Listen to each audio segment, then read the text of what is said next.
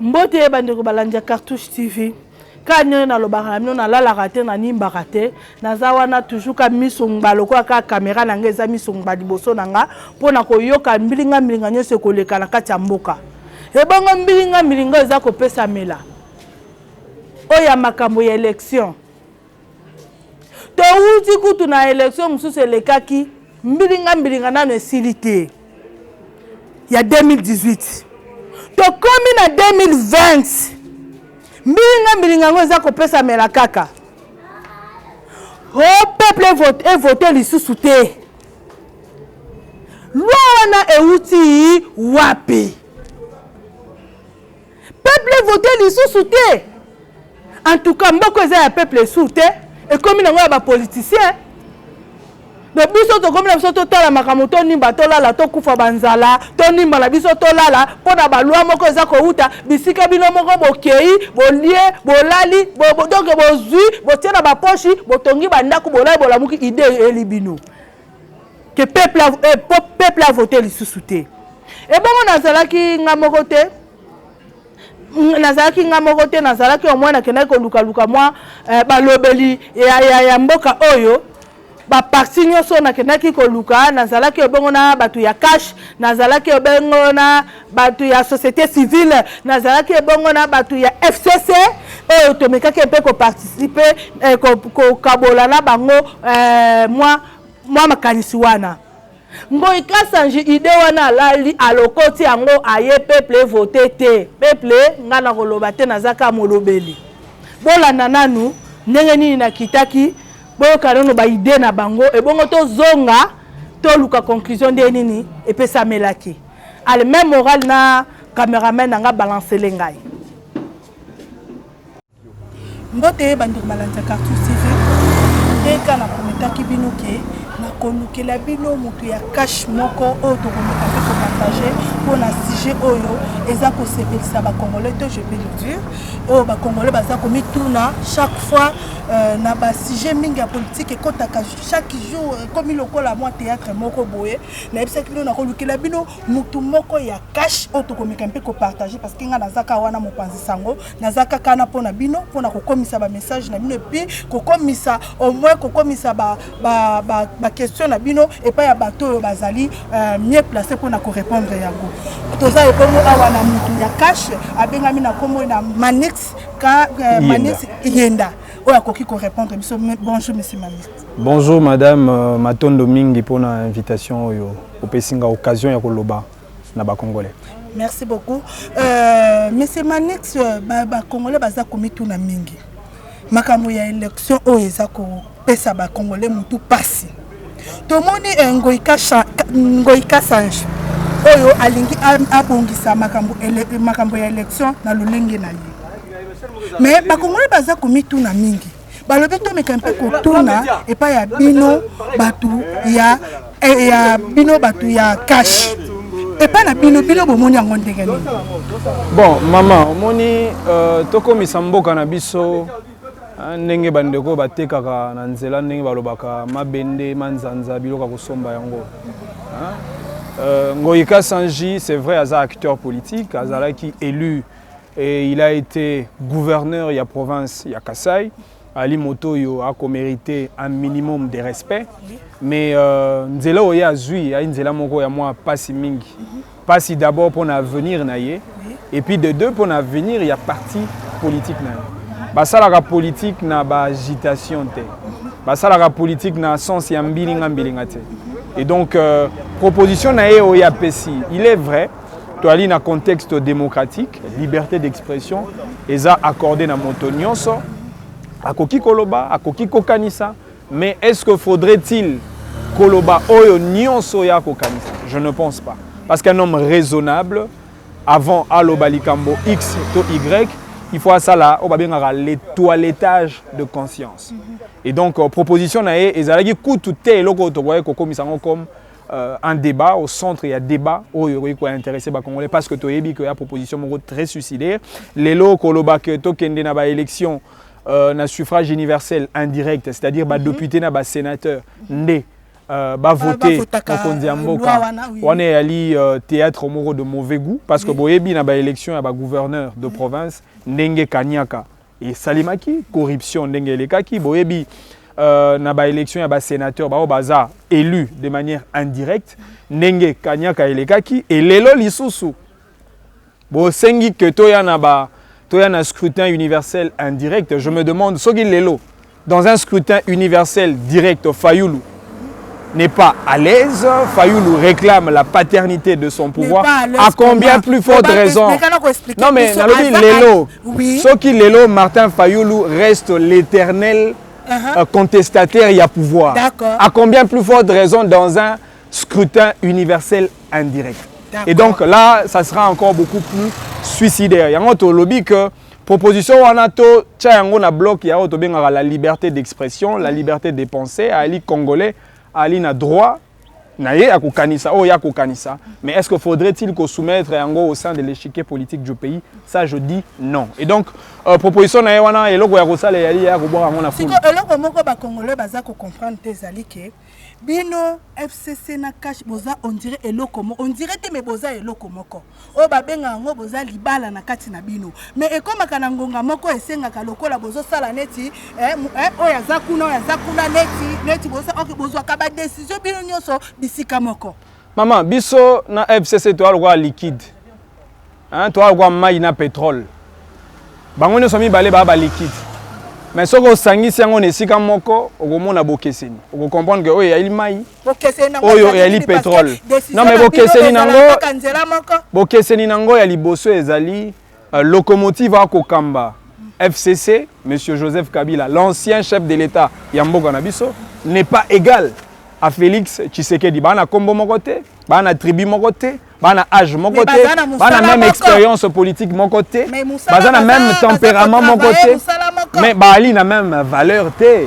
C'est cela le problème. Et le goye ko keseni sa biso na FCC. Parce que tout ça totali valeur. Monsieur Joseph Kabila azalaki mutu oyo asala pe na ndenge moko.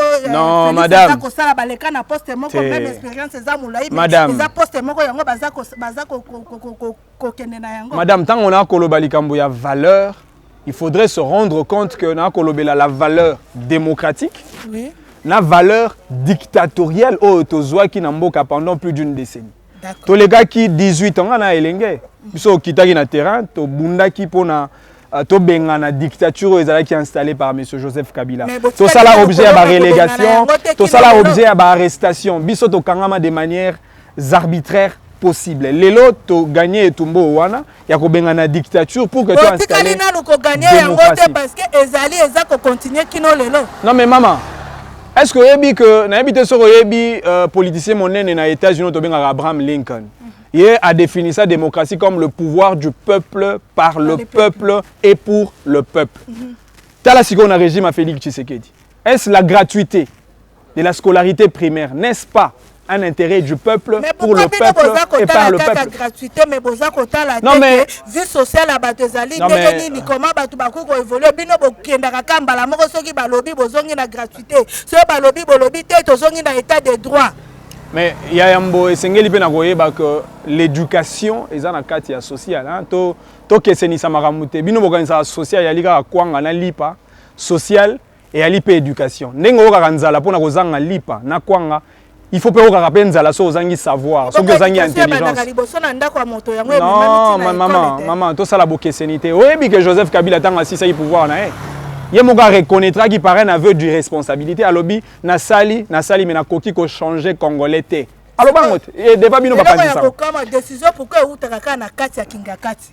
Décision Kingakati n'est qu'un clan pour une famille politique au Bino Boyebi. Donc il n'y a aucune décision ils ont engagé l'État. Ils ont engagé la République démocratique du Congo ou ta Kingakati. Donc toti ka ba débat makele ba débat anzela ngai na ali un jeune acteur politique na parti moneno yebani lelo soki na ndimi na zala aux côtés à vision à chef de l'État président de la République Félix Antoine Tshisekedi Tshilombo et ali par rapport à la lutte de parcours au bisoto sala. Tobunda pour que les lots pèsent na ba Congolais auto ko installer les lots de manière processuelle, un état de droit, une justice pour tous. Topesa na ba bana ya mboka na biso. Non, makambo za important za ngwana. Topeta masolo ba kinga kati. Makambo za important zali l'instruction, la formation de Congolais, la croissance économique ya mboka na biso. Comment toko non mais mituna il faut biso na bino. Biso ba politique bino ba pandisa. Non, to sengeli na ko édifier peuple na biso sur le vrai message. Parce que si l'autre peuple n'a pas retiré comme leçon nini. Qu'est-ce que le peuple va avoir comme message important? Parce que dans la différence, mais peuple les a comme on a que bozandenge moko donc bozaka kalisanga moko po boza donc libala les a entre bino na FCC na cache. Non mais peuple wana ozoloba. Et le konga na za ko telemela. Non maman, na bandé lisusu tout ça la débat de recadrage. Peuple au kolobela wana. Akitaki na nzela te. Aboyaki malonda te. Aboyaki ba loi aux suicidaires au bango ba proposer le front commun pour le Congo. Ça veut dire que biso na peuple toali mopanzi moko. Peuple wana nda rappelaki Félix Tshisekedi que Félix Kobosa nate papa lobaki le peuple d'abord. Biso toali na logique il y a le peuple d'abord. Kopesa na peuple au peuple à causer là. La couverture santé publique, la gratuité de la scolarité primaire, la croissance économique durable pour Namboka Nabiso, redorer les blasons ternis sur le plan diplomatique, Kobongisa Banzela, Congolais à Mosala, Congolais à Kimia à se faire soigner, mission Nabiso en tant que mouvance présidentielle des alliés au Wana. Donc pour le reste, je crois que, et Sengeli Peboye, que tant que tu as accord, et l'accord il y a Nairobi, et l'accord au moyen de la coalition FCC et Cash. Il n'y a pas un accord qui prime sur l'accord qui exprime la volonté directe du peuple. L'accord, c'est la Constitution. L'accord, c'est le pacte républicain. Le vouloir vivre collectif, le contrat social. Et le contrat social au Wana, peuple, naliboke mongoto sanganaki, pour que tous les cas, dans la Constitution, Namboka Oeko Kambama, Nabakambio Barozala élu de manière démocratique. Et c'est ce qui a été le cas. Et aujourd'hui, Toko Kamamboka, malgré ba bâton ezali malgré ba ennemi à république ba kolembate pour na kotia mo bakal tala net proposition à monsieur Ngoï Kassange siko bon nazongi lisusu na proposition ya monsieur Ngoï Kassange pardon na côté na bino na koki koloba mabena malamu bino bomoni na kati wana ezali d'abord eloko liboso ya koyeba que c'est un pétard mouillé, hein, c'est un coup d'épée dans l'eau. Oyebi ngana lobaka tokoye kondima gratuité de la scolarité primaire, mais jamais n'a pas la gratuité de l'intelligence politique. L'intelligence politique n'est pas gratuite. Il faut moi maëlle, moi bokebi, il faut moi respect à l'égard de la nation, à l'égard de l'État. C'est ce qui n'a pas été le cas. Dans la démarche, il y a honorable Ngoï Kassange. Malheureusement, proposition naïe, nous rejetons cela en bloc parce que les Anango ont un impact sur le plan politique, sur le plan social, sur le plan diplomatique. Et d'ailleurs, famille politique Naïmongo va désavouer, le FCC a dit que point de vue Ngoï Kassange n'engage que lui-même parce que le Front commun pour le Congo ne s'est pas inscrit dans cette logique-là. Non mais il électron libre. On est à Ibisote, électron libre, quelqu'un. Bon, moi je comprends, moi douleur, moi crise, babotolier moi ndako. Et Zananou, il peut changer un peu le don, comment est-ce qu'il peut bousculer les cartels politiques. Mais malheureusement, il a choisi un chemin très suicidaire. Finalité, et tout à la glace, Titanic et Zinda.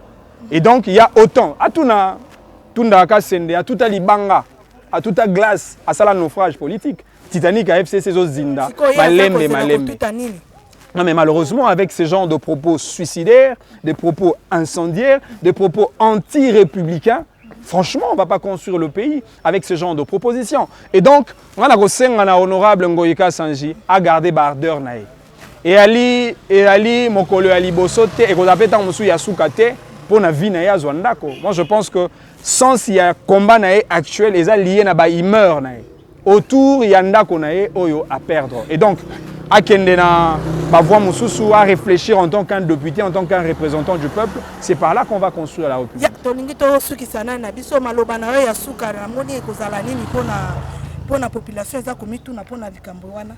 Bon, Naya ko rassurer la population était proposition et à suffrage universel indirect. et que ça les makate surtout pour la élection à Mokonzi Mboka. Parce que toi, il n'a pas ça peuple nabiso. Yemoko a participé à l'élection, a voté Mokonzi Mboka et non à la représenter par les députés. Peuple nabiso a sous tutelle. Hein? Toi, on a régime, il y a tutelle. Peuple nabiso, il faut agir de manière autonome pour le choix, surtout dans l'Italie, Mokonzi Mboka. Et d'ailleurs, pour que l'élection à niveau de gouvernorat, l'élection de gouverneur de province, il y a des sénateurs. Au contraire, ils la transformer en un suffrage universel direct pour que tout le monde n'a pas de corruption parce que toi, on a posé un vrai représentant du peuple. Vraiment, l'élection est vraiment dans le bakanyaka te. On a tout fan de la yango, mukorona koya kotala yo kosala ebele to kofanda to kobete la yango masolo, na banzo ko yanula isusu balanzo baza ko landisona na kata Cartou TV. Merci beaucoup pour na koyamba. Matondo ndeza ipana ngai pour na ko répondre na micro na biso na ya Cartou TV. Merci beaucoup. Merci. Et bon, on a souka ki wana te na yamba ki lisusu mutu aza mopanzi na ngai tozana yemoko ko se présenter parti ni nazali et puis akomeka ko intervenir sous na micro ya biso sur Cartou TV. Bonjour papa. Bonjour madame la journaliste, merci beaucoup pour la Cartou TV. Na plateau. Merci au pour se présenter. Merci beaucoup, fidèles téléspectateurs de Cartou TV. Moi, je suis Berki Lokale, acteur politique, président de la plateforme associative Mouvement 5 étoiles. Ok. Merci beaucoup parce que normalement, la partie ce qui est bien. Oui, ils ont parti politique, mais ils ont les Sangani, il y a une association. Oui, ils ont les Sangani, il y a plus de 250 associations de jeunes. Ok, parce que je suis conférencier, je suis encadreur de jeunes. Donc, alors, tous Kamba, l'association, il y a des jeunes, ils sont très bien organisés.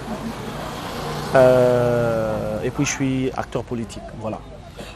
Mutuna nanga libose kozala tokokende tokozonga na côté ya Lubumbashi bisika o wapi Félix Kabange a tenaki proposition kuna na Lubumbashi, je pense yango eza kolobama mingi. Okoki ko expliquer biso nanu? Oui, ba propos ya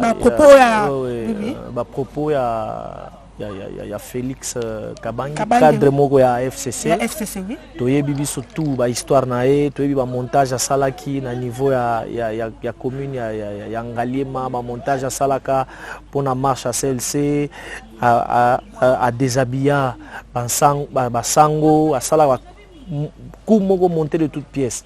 Nga naza natif ya Katanga. Je suis Katangé. Le Katanga n'est pas un État dans un autre État. Donc si je me retrouve au Katanga et que je remarque que le chef de président de la République Azo Salam Sala Bienté, je dois le critiquer pendant que je suis au Katanga. Si je suis en Mbujimaï, et que je remarque que le président de la République Sali Moussa n'a Bienté, je dois le critiquer. Président Nabiso, village nae, ville natale nae, ils a Mbujimaï. Donc c'est pas pour autant que les lots va tenir yango nazoloba na lobi boye. Félix Kabange ba propos atenaki eza ba propos moko incendié. D'ailleurs ba ko poursuivre na justice. Ba ko poursuivre na justice. Poursuivre la justice. Moi, j'ai engagé mes avocats sont en train d'établir un dossier pour qu'on puisse le traduire en justice. Moi, en 2018, tu as dépensé 800 millions de dollars. Mais si il y a chaque élection, chaque organisation, il y a une élection, écoutera plus d'1 milliard de dollars. Au moment où on a proposé, et puis, à lobby, la raison a avancé. Et ça, la raison a avancé. Bango, basi basalaki nani dernièrement avant l'élection en 2018 basali makelele o machine à voter machine à voter pour réduire le coût budgétaire et organisation et élection mais machine à voter tant que machine à voter existait tu dépenser sounine et puis na point de vue niveau ya corruption na mboka na biso corruption eza na niveau eza un niveau moko likolo na niveau électoral na ko expliquer yo élection ya ba gouverneur ezalaka na suffrage indirect oui. Ba député ba tu ba voter ba gouverneur ba député provinciaux ba tu ba voter ba sénateur oyoka ki corruption te yo kanisi so corruption ezalaki te so corruption ezalaki te FCC linga za na ba gouverneur presque na mboka mobima so corruption ezalaki te est-ce que FCC linga banda bloquer machine ya président de la République et tende liboso ata na 2023 boza ko banga pe corruption ko yakaka corruption ko ya tolobi bongo te président de la République il faut la bonne dima ba effort président de la République azo bunda makasi pour corruption et si là yango moni ba IGF ba ezo salam sala nango na époque Kabila boyoka wapi ministre moko akangama po a détourna boyina 18 ans de pouvoir on a yo eza état de droit oui ba propos ya Ngoïka Sanji wana Ngoïka Sanji a s'occuper na makambu na ye a éduquer mwana na ye afingaki mama Denise a éduqué mwana na ye wana une fille mal éduquée très impolie qui a tenu des propos incendiés ba propos moko insolent vis-à-vis ya pauvre première dame madame Denise aza kolela lobby parce que président na biso aza kozwaka parti moko aza kotenga maka côté na ye état de droit aza kotenga maka côté na ye aza kotenga makote nyonso mibale te menga na comprendre mutu akasho état de droit o nani Vital Kamerhe aza mutu FCC Vital Kamerhe mutu akash état de droit yango yo salema eteni yoka mama balobi eza ba je baza ko sala mama yoka to komona Vital Kamerhe pardon ko zala libanda wana eza ba je kalami te to komona Vital libanda mama omoni état de droit eza kotengama état de droit eza vraiment ndenge ye moko aza ko benga état de droit te maman nalingi s'il te plaît hein na pour ça débat eza likolo vous comprendre non na façon aux opposants à ma question on dirait aux journalistes FCC ma question aux opposants à journaliste FCC tenga voilà zala neutre qui va comme quoi attaquer bino on les attaque on les attaque ngana mutu aide peste ce qui Félix Asali Mabena ko télé en tant que jeune en tant qu'acteur politique en tant qu'encadreur de jeunes na ko télé pour na ibsa Félix na ibsa na koloba na oloba non ba réaction na ba initiative azwaka ba initiative wana eza bien té. Et tu vois, Soka Sali Bolamu, un bon acteur politique, un bon analyste politique, c'est lui qui sait appuyer ce qui est bon et juste. Président Félix Azosala Tala, Tozo Yoka Solo, il y a un nouveau départ, il y a Mboka Nabiso, Solo ya bien, un nouveau départ à Mboka Nabiso. Problème exacté. Mais bah avancée significative, Ezali. Tozo bah avancée significative, Ezali.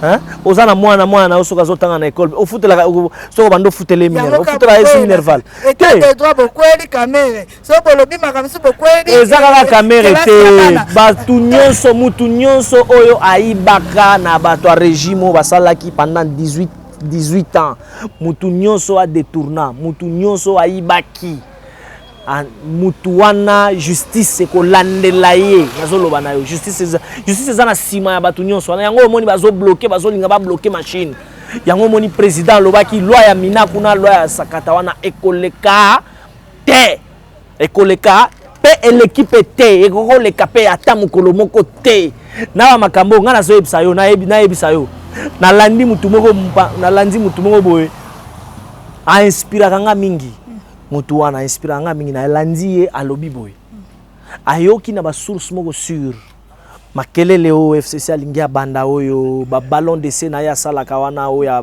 makambo moko pampamba au lieu ya tala tu sais combat liboso batu o bazo combattre démocratie population est adoptée batu o bazo combattre démocratie batu o bazo combattre avancement FCC mutozo combattre avancement il y a programme na vision il y a président Félix pour nani pour ils ont deux systèmes président Félix azana ba origine nae. Hein? Azana cursus politique. On comprend? Azana cursus politique. Azana vision nae za ko rencontrer population, ko rencontrer ba besoin ya peuple. Mais bozana batumoko oyo bazana na coalition basali 18 ans au pouvoir. Yo kanisi soki président Félix a eu initiative et même boka liboso ba ko appuyer te babiloko tout nyonso bazo sala wana ezaka pona ba ko appuyer te siko ye il faut akata na coalition wana bazali na yango parce que bazaka kana no eloko moko. Tala président Félix azana grandeur d'esprit moko très élevé. Batu ba comprendre te bon moni faiblesse na e batu wana bazo kanisa que aza faible. Mais na makanisi na bango wana na ki faiblesse o bazo kanisa que président Félix aza faible. Na kati wana hein des forces na ezali. Bazo comprendre. Voilà, merci beaucoup à Binomoko Bolandi, Pembe Nanga, Tozalaki na Monsieur Berki. Monsieur Berki, oh Azalaki et bongo na micro na biso ya Cartouche TV. Toko suka kaka awate et bongo Monsieur Berki a koluka soit bengi sa biso to fan da to meka ko développer di susu. Monsieur Berki a lobi na za mupanzi moko, Monsieur Berki limbisanga na za mupanzi moko. Tegala. Na problème te. Ko loba oyo population problème ezate. Na tuna yango na tunaka. Bongo tokoya lisusu po mese na obengi sabino na bureau to vanda ko développer ba et puis na côté ya plateforme na biso tozo évoluer ndenge nini ba conférence tozo préparer ngo ndenge nini tozo préparer activité mo munene d'ici novembre activité moko munene sa munene toza na ba paya ba uta mboka bisika tozala ngo kana Kinshasa na kozala invité il n'y a pas de problème yo za mpanzi sangwa munene te kozala invité te pour aller. D'accord, merci beaucoup maloba suka na weza nini bon nga maloba na nga suka eza que ba jeune les jeunes appuyer ce qui est bon tala bomoni soki ba leader politique na bino ba voyager ba epsa bino te que voyage mais soka lingi azonga nde komisko oh bo epsa passe nazo zonga bokeye bele wana na oloba biso na minute oyo toko appuyer tribalisme te. Moi je suis natif à Katanga tosali 18 ans na pouvoir biso bakatangé tosali na pouvoir Joseph ala katangé mais eloko nini malonga tosali voilà eloko nini malonga tosali tosalaki eloko malonga te tosalaki eloko malonga te pendant 18 ans de pouvoir biso bakatangé lelo tozui mutu congolais mais azana ba origine nae place pour t'encourager maloba nanga asuka eza il faut nous devons dire non au tribalisme, dire non na makambo ba sécession ana, dire non au fanatisme. J'en appelle à la conscience nationale au niveau de la jeunesse. Je voudrais que cette jeunesse puisse développer sa grandeur d'esprit et puis bazala la conscience nationale donc elle a vraiment très développé. Numéro nanga eza 084 0300 131 084 0300 131 084 0300 131 plus 243. Merci beaucoup. Tosuki wana lisusu te bongo na kenaki susu koluka na côté na nga naza na monsieur Barnabé et puis na ngambu ya mpanzi na ngai naza susu na monsieur Aristote o to komeka mpe suko lobi ko solo la pona makambo ya ngoi ka changer oza koningisa ville ya Kinshasa. Bonjour monsieur Barnabé. Merci beaucoup maman. À côté bonjour monsieur Aristote. Bonjour mbote maman. En tant que bino eloko nini oyo bomoni ya mabe soit ya malamu pona décision ya monsieur Ngoi Kassange. Bon, moni décision na cause la pe mabete proposition na. Na sina yebisi ba politicien congolais. Ba oyo ba sala ki na mikolo uti koleka awa ba keba na ba proposition baza ko sala. E cause la pe za malamu, e cause la pe za mabete. Mais za na bilongi mususu batika nanu ko pesa ka ba proposition. Au moningo Ikassange, c'est que pesa ka makanisi n'est pas professeur Aristote awa. Peut-être on a qui to discuter. Mais le coup les aka Jack Boer et baby déjà. ebebi obi mpo nini type wana mutuna na yo wana eza matière ya droit constitutionnel eza na bato batanga droit constitutionnel c'est très compliqué maman mais avantage na ye azwa bapoint ebele koleka baétudiant nyonso et pourtant azalaki gouverner na Kasai mais azotanga na université ya Kinshasa asilisa premier mais avanda na classe te c'est difficile makambo mosusu ayekola a comprendre yango kochange tokende na type indirect wana aza koloba ekosenga to changer baarticle ebele na constitution ekoleka mpe kaka par référendum or towana mbongo akosala référendum te 1960 eloko wana esalema na mboka na 58 esalema na France mais na 60 esalema awa toke élection Lumumba nde ayaki na badepute ebele bakomi kuna basali COP abi bon Lumumba yo kozala premier ministre mais Kasavubu nde akozala président bavota Kasavubu na parlement bakomaki kosakana na ye yango wana mandat ya liboso ekendaki malamu te eza malamu te eza mpe mabe te mais mpo na lelo soki toyoki basage il faut que totika na deux tours deux tours kosalama malamu pourquoi kotika na deux tours deux tours eza na avantage à peu près 4 avantage nango eza nini moko mibale to misato ya liboso c'est que mokonzi ya mboka bakovote na plus de 50%. Ozali sous président ba 18% te. Ya mibale okosala campagne Congo nyonso mibale. Congo nyonso okende ba territoire nyonso. Tolingi pe amatsa caution e matata e komata na 1 million. Tolingi tozongela deux tours ndenge na uti kolobawa. Président azala na ndako awa bana na epe bazala awa. Ozo comprendre? Donc yango wana basala pe débat contradictoire mais makambo oyo ya ba voter na parlement ko bimaka lokola kanyaka ya Sénat et ko sala malamu. Merci. Na ngambo ya monsieur Patrick Aristote pardon na ngambo na yo. Bon ndeko ya liboso sengeli toyeba ke likanisi oyo za likanisi moko e utie pe ndeko ngoika sandiye moko. Azali ko engager lingomba na ya politique te. Azalaka membre ya PPRD, azali ya FCC mais FCC PPRD nde batindi ete. Alobi makabo etina mukanisi na ye lokola tango mususu asali droit, azali maître avocat mais c'est un camarade du parti ou alobi lokola lingi liberté d'expression. Pour tout comme la démocratie, ezali multipartisme, liberté d'expression, makambo kili yango alobi na lolenge wana. Ya liboso azali ko engager FCCT. Ezali ko mutu ya sengo toyeba. Ngai na solaka nazalaka ba contact ba kambi na biso coordonnateur na biso professeur Némi à ce stade communiquer zalité réunion de salité pour la likambo wana ya mibale likambo ya mode direct ou indirect yango nde te likambo ndengo lokola akuluta lobi likambo zali nde bingi pour la crédibilité ya processus électoral depuis 1960 kino lelo tozwa président moko auta na mode indirect. D'ailleurs, dans la Constitution en 1964, ils avaient prévu que le président pas outre la mode indirect. Avant Mobutu ça la coup d'État en 1965. Donc, tout ce président moko outre la mode indirect. Mais le grand problème, c'est la qualité, de crédibilité, il y a processus électoral. Est-ce que ceux qui vont au en second degré, qualité dans processus, crédibilité dans c'est ça le grand débat. Il faut réfléchir pour l'opportunité. Est-ce que c'est opportun ou non? Il y a engager réflexion. Mais il y a scientifiquement parlé, ça les maca. En France, aux États-Unis, dans beaucoup qui les ça les maca. Mais la crédibilité, il y a aussi les alliés camerounais.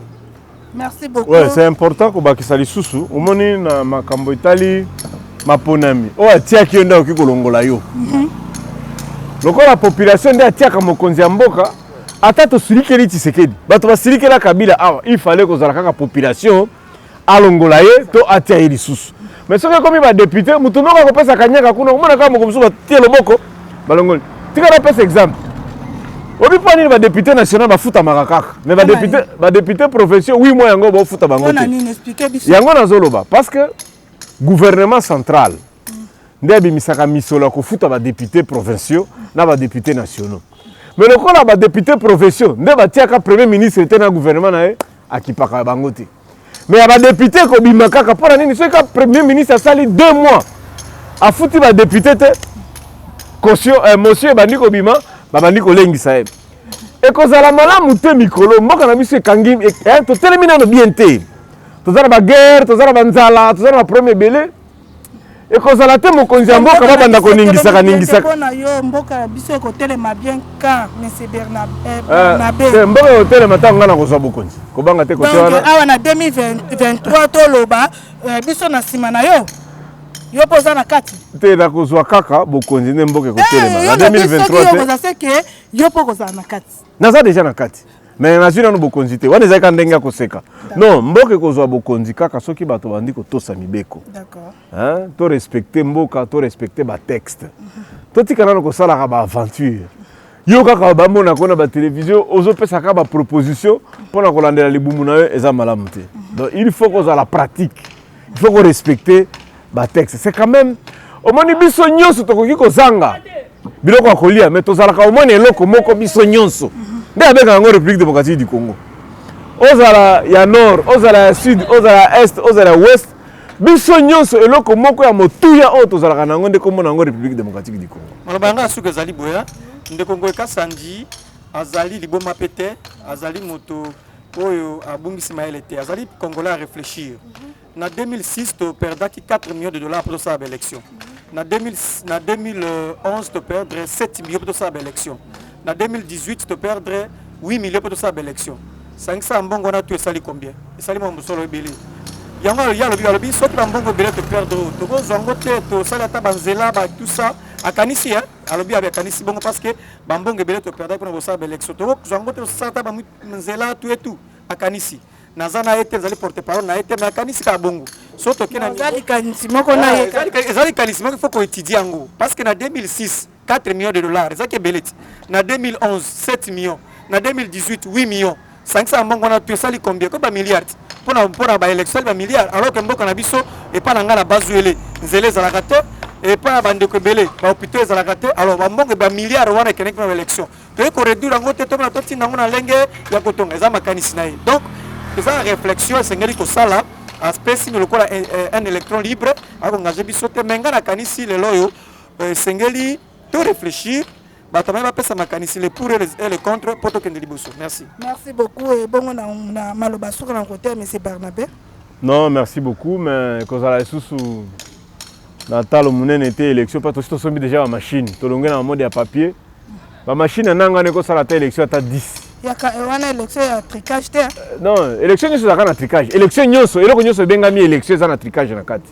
Mais d'ailleurs ceux qui toquent en direct ne tricage sur la makasi parce que chaque candidat président à cause de la sima ba député na yende tricage cause de la koleka ngai kasa nja calculer déjà nenga cause la tricage ali akambongo ya candidat 2023 tokotika la ka boye na deux tours oyo ya mbalo 1-1 faut topé makana nous au mani ba réforme ya ba constitution senga ka bombe kata 25 ans au mani nga dans 2020 pour réviser la constitution en 2050. Si tu mets qui te crée ba erreur rebelle. Et bon ce qui peuple lingi na ngo bongo te. Peuple linga kaka makambo biso to lobaka. Omoni tozalaki na et pona ka makambo lobaka elinga ka nteme et pona. AB na 2006. 2011 Mulunda, Nanga 2018. 2024 Aristote. Donc chaque élection, chaque président non. Soyons sérieux un peu. Soyons sérieux. Toi tu kamibe konde akamba biso.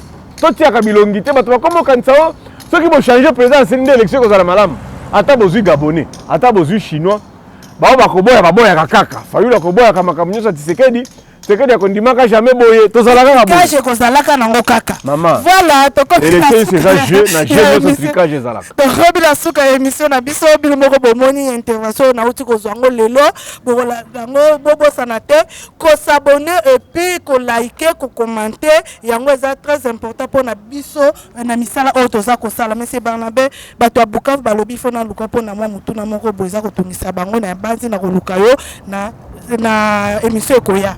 Merci. Bino moko bolandi comment to partager ki na bango maloba. Eloko ezoka musanga ezanini.